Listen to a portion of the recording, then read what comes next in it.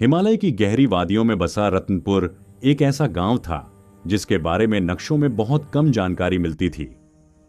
यहां की हवाओं में एक अजीब सी ठंडक थी जो हड्डियों तक को कंपा देती थी।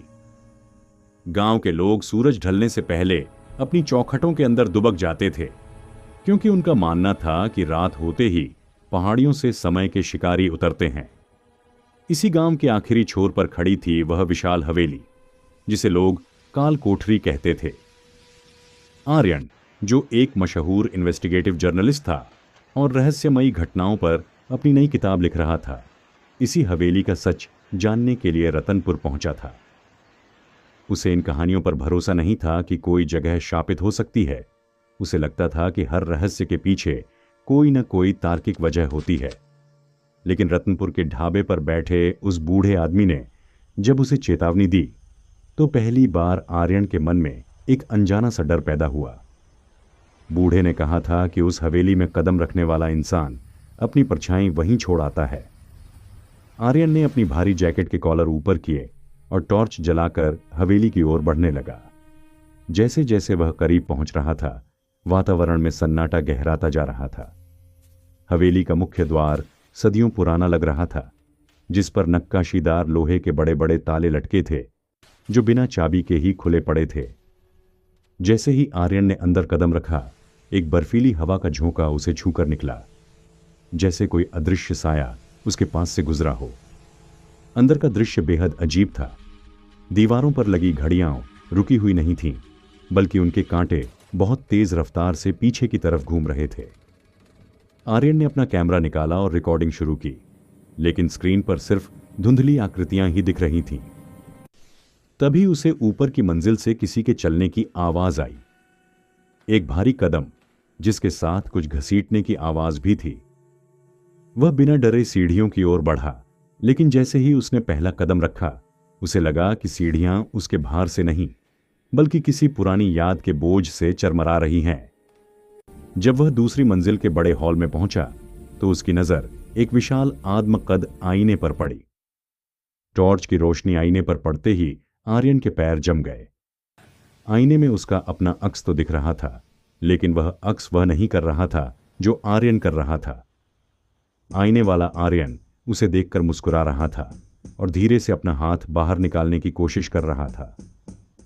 आर्यन पीछे हटा और उसका पैर एक पुरानी डायरी से टकराया। डायरी के पन्ने पीले और जर्जर थे, लेकिन उस पर लिखा नाम साफ चमक रहा था, ठाकुर रघुराज सिंह। डायरी के पहले पन्ने पर लिखा था कि मौत अंत नहीं है, बल्कि एक नया दरवाजा है। आर्यन ने पन्ना पलटा और उसे अपनी खुद की एक पुरानी ब्लैक एंड व्हाइट तस्वीर मिली, जिस पर साल 1890 लिखा था। उसका दिमाग चकराने लगा। वह 21वीं सदी का लड़का था, फिर उसकी तस्वीर 100 साल पुरानी डायरी में कैसे हो सकती थी? तभी पीछे से एक सुरीली लेकिन दर्द भरी आवाज आई, तुम वापस आ गए रघुराज। आर्यन तेजी से पलटा, लेकिन वहां कोई नहीं था, बस एक ग्रामोफोन अपने आप घूमने लगा था। संगीत की धुन इतनी सम्मोहक थी कि आर्यन की चेतना धीरे धीरे कम होने लगी। उसे महसूस हुआ कि हवेली की दीवारें अब धूल भरी नहीं, बल्कि नई और आलीशान दिखने लगी हैं। मोमबत्तियां खुद ब खुद जल उठी थीं और बाहर का अंधेरा एक पुराने जमाने की सुबह में बदल गया था। वह अब 2026 में नहीं था, बल्कि वह समय के उस भंवर में पहुंच चुका था जहां 1890 और 2026 आपस में मिल गए थे। उसके सामने एक छोटी लड़की खड़ी थी, जिसकी आंखों में कोई पुतली नहीं थी। उसने आर्यन का हाथ पकड़ा और आर्यन को महसूस हुआ कि उसका हाथ मांस का नहीं, बल्कि धुएं का बना है। यहां से कहानी का वह खौफनाक मोड़ शुरू हुआ जिसे पार्ट 2 कहा जा सकता है, जहां वास्तविकता और भ्रम के बीच की दीवार पूरी तरह ढह गई।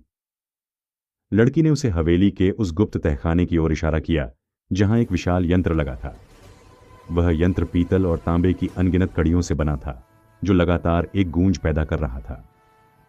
वहां बैठा था एक शख्स जिसका चेहरा बिल्कुल आर्यन जैसा था, बस उसकी दाढ़ी सफेद थी और चेहरे पर सदियों की थकान थी।